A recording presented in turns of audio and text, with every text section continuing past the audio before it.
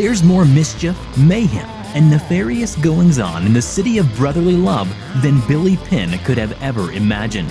We've got it all here on the Twisted Philly podcast. True crime, haunted history, the coolest and creepiest places to visit. Welcome to Twisted Philly.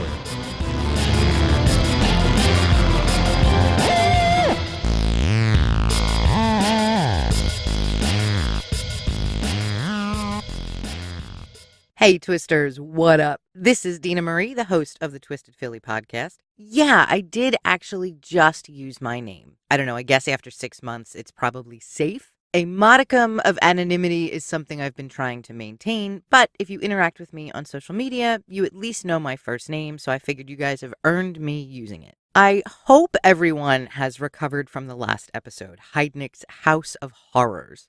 I feel like I'm still recovering, but I can't host a podcast about stories in and around Philly without telling the story of Gary Heidnick and his victims. Thank you to so many of you who reached out on social media or email to talk about his story. It definitely helped knowing so many of you appreciated how I told that tale. And I have to tell you, I need a break from heinous shit. Oh my God. The next episode or two will be a little more lighthearted. I'm going to play with some history because I feel like I haven't done that in over a month, and that's my favorite type of story to tell about this city. I would be remiss if I didn't start with a few what-ups. What up to Say Yes More Often. Thank you so much for taking the time to leave a review. I really appreciate knowing that you've been listening to the show for a while and that you really responded to the episode about Gary Heidnick. What up to D-Rock35, and what up to Cyrita CC, who's in Northeast PA and comes to Philly pretty often. I'm really glad that you are enjoying the show. I also want to give a what up to a new show that just launched this week. It's called Podcasts We Listen To, which is the same name as the Facebook group Podcasts We Listen To. It's a great place for podcast fans of all genres to hang out and to talk everything about podcasts. What we love, what we don't like, what types of shows we like to listen to, plugging our favorite shows, and just chatting with like-minded people. I think it's so cool that Jeremy, one of the moderators of that page, has actually started a podcast about the things we talk about on the Facebook page. So if you have some time, give him a listen. It's called Podcast We Listen To. Today's episode is about one of my absolute most favorite places in Philadelphia. It's rich with history, it has a few legends, a possible haunting, and it features the largest sculpture on the top of a building anywhere in the entire world. That's right, Twisters. This episode is all about City Hall. When I decided to launch Twisted Philly, I knew City Hall had to be featured in my logo. I used a photograph I'd taken of City Hall, and I wanted it to twist. How the hell do you twist a building? I had no freaking clue at the time, but I knew I wanted that clock tower to spin or spiral or just twist somehow. So I installed a number of different photo editing software tools, and I spent weeks, yes, actually weeks, until I got that clock tower to move and then get the effects I wanted so it looked old. Granted, the clock tower of City Hall in my logo looks more like curves than an actual twist, but it was close enough for me. Why do I love this building so much? It's one of the most beautiful buildings I've ever seen in the entire country. I haven't visited all 50 states, but I've visited about half, and I've also been to Europe. I'm sure if I did visit the entire country, still nothing would compare, at least for me, to City Hall. So let's go back to when it all started. About 200 years before construction began on this architectural masterpiece, William Penn, our founding father here in Pennsylvania, and the designer, really, of the city of Philadelphia, had a vision of how this city should take shape. Part of that vision included 5 public squares that would be used for exactly that purpose, a public space. And at the center of all of these spaces was an area William Penn called Center Square, which was intended for public offices like a city controller or local city government. So William Penn really selected the spot for City Hall 2 centuries before it was even built. Fast forward to the mid-1800s, and Philadelphia had over 500,000 residents and a really tiny municipal building on 5th and Chestnut Streets. There wasn't enough space to house all the members of city government and Pennsylvania legislature, and Philly was feeling a little jealous about other cities that were building up faster than we were. So an idea was born that our city would have a new facility to support our local government and the Philadelphia courts. The city wanted something magnificent, a structure that could only be envisioned and brought to life by the world's top architects. Philadelphia held multiple competitions until finally settling on a Swedish architect who designed other masterpieces in the city. Now, we had a budget of $7.5 million at the time, and construction began in 1871. And on it dragged and dragged and dragged. It took 30 years for City Hall to be completed, and part of the reason for so many delays, besides the sheer scope and size of the building, was that over those 30 years, technology kept advancing. So the builders were like, oh shit, there's this thing called electricity now. We can flip a switch and have lights. Maybe we should throw that in. Hey, did you know there's this new pulley system that makes large boxes that can hold people go up and down? It's called an elevator. Considering this sucker is going to be almost 600 feet tall, maybe we should throw in a few of those too. That budget of $7.5 million grew and grew and grew. And of course, it was all at the expense of the city. By the time City Hall was finished, the budget hit $25 million. And if I were to compare that to today's dollars, we would be talking about over $7 billion. If you think greased palms are only a thing of the present, you would be incorrect. The Public Building Commission strong-armed the city to get approval to build City Hall at the four corners where it sits today, along Broad and Market Streets. Money lined political pockets when deals were made with mason and marble contractors. City Hall's history is seedy, and that's what I like about it too. I like that there's been an underbelly in this city for hundreds of years, and that will probably continue for hundreds of years to come. Now, that doesn't mean I personally support underbelly activities, and just what is under that belly anyway. But it does mean I continually laugh and marvel at the dirty dealings of politicians for centuries. I'm not kidding when I say every mason in the city was probably involved with the construction of City Hall. What so many people don't realize is the building is 8 stories tall, but the facade makes it look like it's 3 stories tall. The building is like an optical illusion. Your eyes see what it wants you to see, 3 stories. But there's no way 3 stories would reach that high. When you're inside the courtyard, you can tell it's much more than a 3-story building. And there's no steel inside the structure. It's entirely built from stone and marble. So the walls are over 20 feet thick. Now think about that for a minute. How wide is your bedroom or your living room? My living room is about 25 feet wide. So I imagine my living room filled side to side with stone and marble, and that's how thick the walls of City Hall had to be to hold up thousands of tons of stone. Here's what's sad about City Hall and the dreams of grandeur held by the Building Commission. City Hall was supposed to be the tallest building in the country. And that status had Philadelphia legislature thinking we would not only rival but surpass cities like New York and D.C.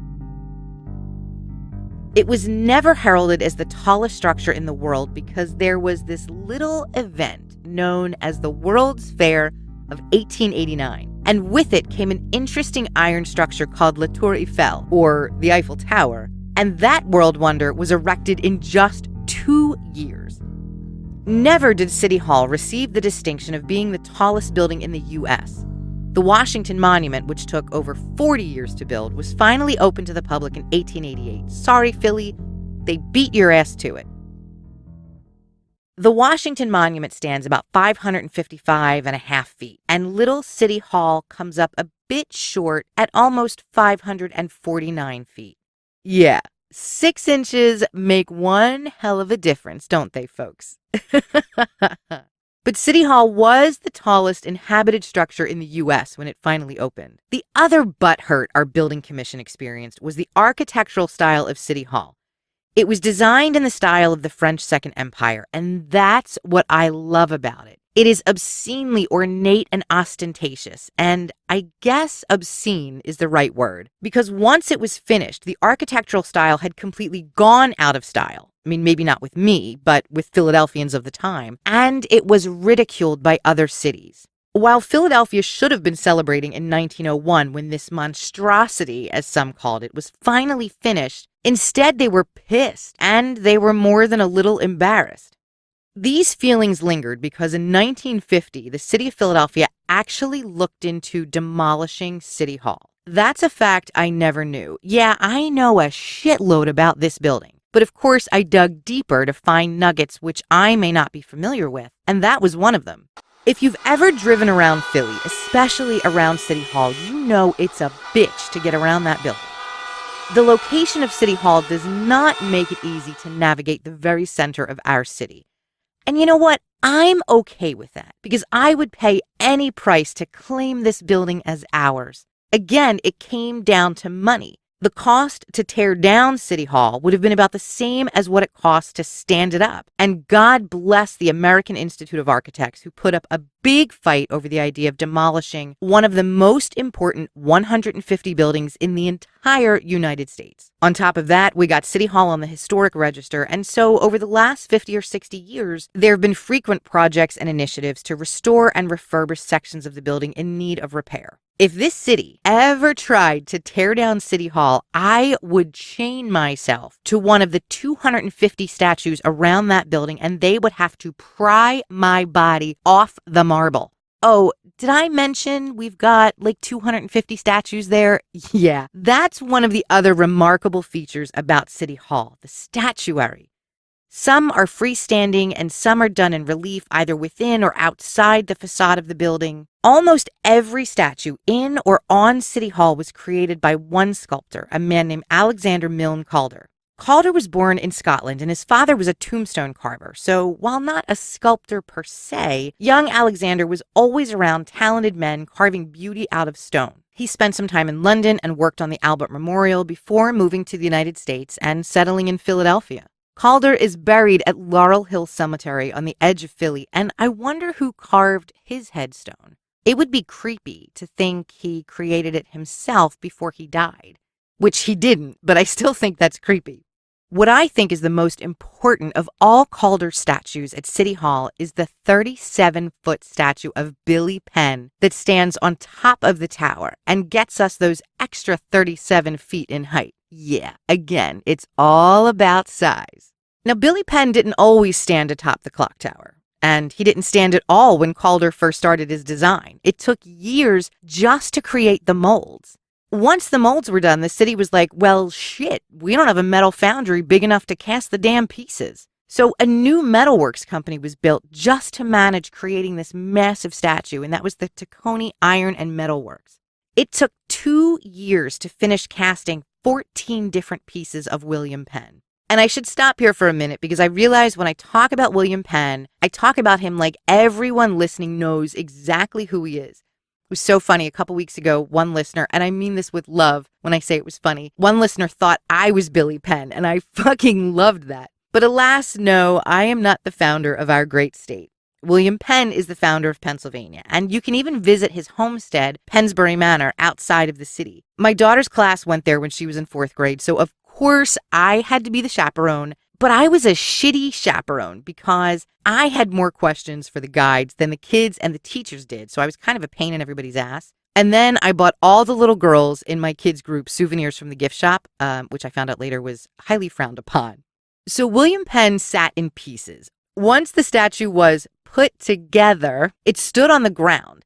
Now, it's 37 feet tall, so they had to figure out how the fuck to get something that weighs almost 55,000 pounds on top of the building.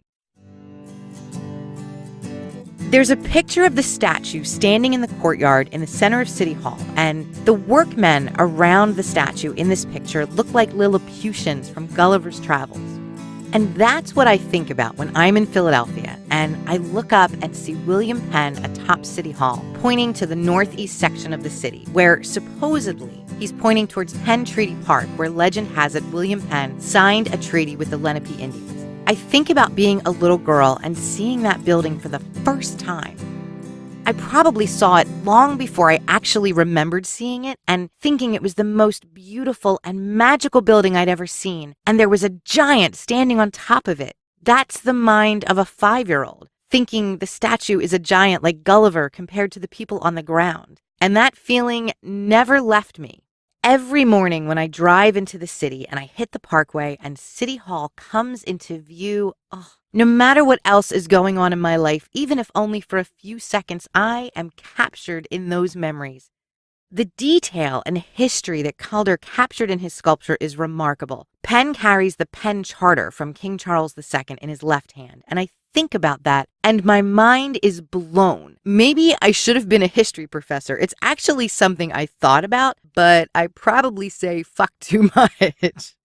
So many people ask me about the other statues surrounding the clock tower. I actually get asked that question at work a lot because people that I work with know how much I love City Hall. I don't know what every statue is in or on that building, but I can tell you a little bit about the statues that surround the clock tower. They're sculptures of a Swedish family, a woman and children, because before William Penn arrived on this land, it was inhabited by Swedes, and that acknowledges the history before the British took over. They're statues of Native Americans to acknowledge who the true Americans really are, the first Americans, the men with whom William Penn negotiated and gave him some of their lands.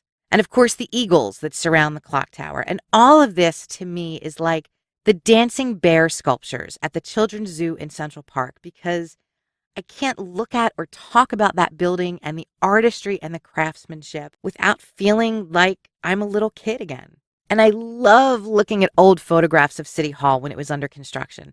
There's one picture in particular, and you can find it all over the internet. I'll post it on social media for you too. It's Calder sitting next to the head of William Penn, and it just makes me smile. The head is enormous. It's got to be at least 3 times the size of the artist. Oh my God, I love it. I love that our city tried and failed to have the biggest building in the world, at least for a little while, but we just couldn't pull it off. We still do have the biggest municipal building in the country, so I guess that counts for something. Yes, I am a massive history nerd, and I am not ashamed to admit it. And there's also more than the traditional American history tied to this building. There's some twisted shit going on here too, so let's talk about that. If you listened to the episode H.H. Philly, you know that H.H. Holmes was tried and convicted in City Hall right here in Philadelphia. We've had our fair share of notorious criminals walk through that magnificent courtyard with a compass inlaid in the bricks. We've seen mobsters and murderers. There's been swindlers and serial killers who have darkened the halls of this famous building. The Petrillo cousins from the episode about the Philadelphia Poison Ring, Arsenic Incorporated. They and their massive gang were all tried in City Hall. A man named Nicodemo Scarfo, sweet Jesus, if that name isn't destined for mob activity, I don't know what is. He was known as Little Nicky in Philadelphia, and he took over the Philly mob in 1980 after the death of Angelo Bruno. But his reign was short-lived because he was convicted of murder, racketeering, and a litany of other charges in 1987. One of the country's most famous bank robbers was tried in City Hall, Willie Sutton, who, when he was asked why he robbed so many banks, he was reported as saying, "That's where the money is." Duh! It's like an episode of Homer Simpson in Philly crime history. Why else would you rob banks except to get the money? Willie served time in Eastern State Penitentiary, from where he escaped by digging under the walls. Yeah, it's like our own little version of Alcatraz here. I'm not going to share too much more about Willie because he and his gang will have a standalone episode this spring. One of the things that surprises me about City Hall is how few ghost stories there are. Philly is known for so many haunted spots like City Tavern, Washington Square Park near so many of the historic monuments, the Betsy Ross House, even the Philadelphia Zoo is haunted. And if you saw the movie Split by M. Night Shyamalan, which was fantastic, so don't try to tell me otherwise, where he kept the girls was under the Philadelphia Zoo. But there are so few stories about City Hall ghosts, and I'm shocked. The basement of that building is a little terrifying in spots. There are so many rooms and corridors and pipes and old abandoned boilers that have never been removed. I mean, how could they be removed? They probably built the entire building around them. Some parts of the basement look like they've been modernized, and others look like you just stepped back into the late 1880s. There's only one ghost story from City Hall that I know of, and it's the only one I found when researching ghosts of City Hall. It's about a little girl, but there's no information about who she is, why she might be haunting the second floor of City Hall. She spends most of her time in a spot called the Conversation Room. 2 years ago, a member of Mayor Nutter's security detail actually held a ghost hunt in City Hall. It was a man named Officer George Feinstein. Now, he'd never actually seen the ghost of the little girl, but he heard her laugh often enough when he made his rounds, and not just when people were in the building, but after hours.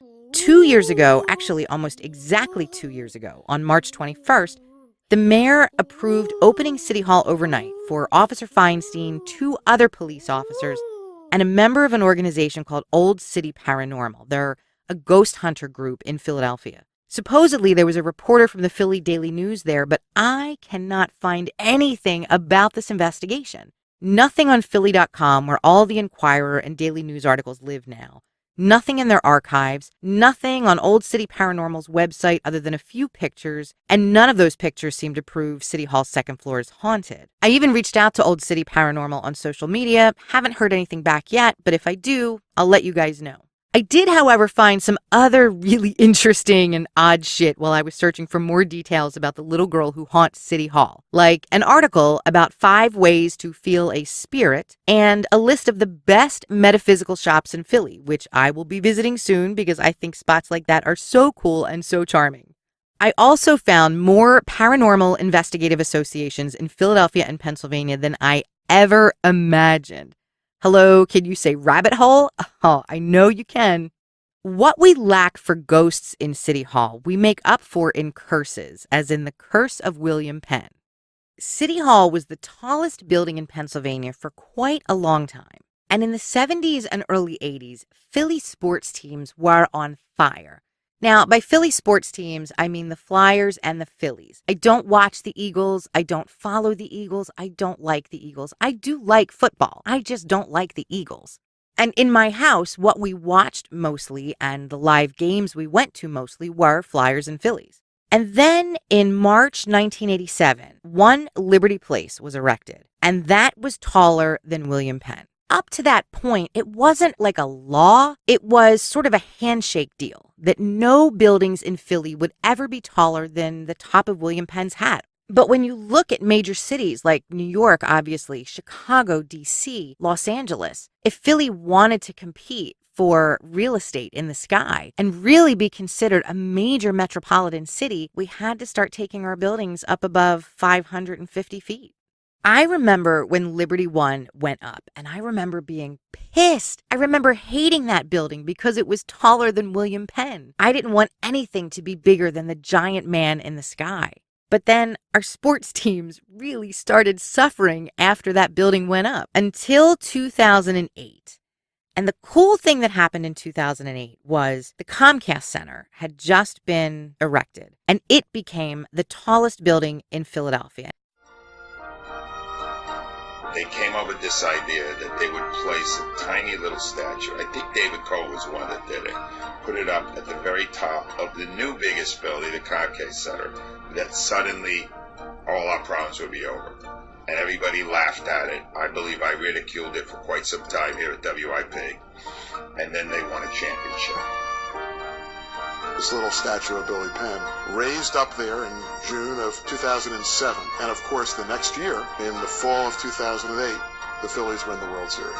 And we all went, wow, is it possible that having Billy up higher than everything else is really the reason that we finally won? People asked me, said, was that really a curse? I said, of course it was a curse. We're not going to take credit for the Phillies winning the World Series, but I think we take credit for removing an obstacle that would enable our professional sports teams to move back to their rightful place as being the best sports teams in the country. So I have bought into it from day one, and now that we actually won a championship, who am I to argue it? We finally won one. I can die a happy man. So the little statue of William Penn went up on top of the tallest building in Center City in 2007. And then in 2008, the Phillies won the World Series. And we thought, that's it. The curse has been broken. William Penn is the tallest in the city once again. And then that was it. We haven't won shit since 2008. So I don't know if the curse is a true thing or not. It worked for a year, and then we kind of fell back into obscurity after that. Here's another seedy little story about City Hall. There's a tiny room in City Hall West where we have the worst asset forfeiture court in the entire country. Yeah. One little room that looks like it's been a neglected office or a storage room that's been converted into something else. That is where the city of Philadelphia seized over $64 million in asset forfeiture between 2004 and 2014. And I'm quoting those statistics from an investigation that was conducted by the Philadelphia Inquirer a few years ago. That sum is more than LA and New York combined for the same period of time. And here's why we got so much money flowing through Philadelphia because of asset forfeiture. According to Pennsylvania law, prosecutors only need to rely on a preponderance of evidence to seize property under the asset forfeiture regulation. And that is a lower burden of proof than the standard of beyond a reasonable doubt that's used in criminal cases. So we are bilking our own residents out of millions of dollars every year before they've even been convicted of a crime. And what's really pitiful is that so many of these cases are nickel and dime seizures. It's forfeiture of assets under $200. So how many cases would it take when you're looking at so many that have such a small dollar amount to hit $64 million in a 10-year period? That is some heinous bullshit. If you come to Philadelphia, you must visit City Hall, even if you live in Philadelphia or in suburban Philadelphia. It is an absolute must. And I highly encourage you to actually tour City Hall. You can do an interior tour. It's about 2 hours, or you can just do the tower tour, which you heard me and Irene Baker talk about when I interviewed her about 100 things to do in Philly before you die. The tower tour runs every 15 minutes between 9 a.m. and 4 p.m. And if you go to the website, www.phlvisitorcenter.com, then click on museums and attractions, all the information you need about either or both tours is there. The tower tour is really cool. It takes you up to William Penn's feet, and there's an observation deck with great views of the city. No, it's not as high up as some of the photographs I share online from the 40th or 50th floor of my office building. And no, I don't actually sit on those floors. My office is on the 11th floor. It's nice and close to the ground in the event there is a fire drill or an emergency, just the way I like it. But I do go to the upper floors for meetings, and I never get tired of the views. And one of the buildings I always take pictures of, no matter what floor I'm on, is City Hall. Heitnick's House of Horrors was the 6-month anniversary episode that I did for many of the listeners.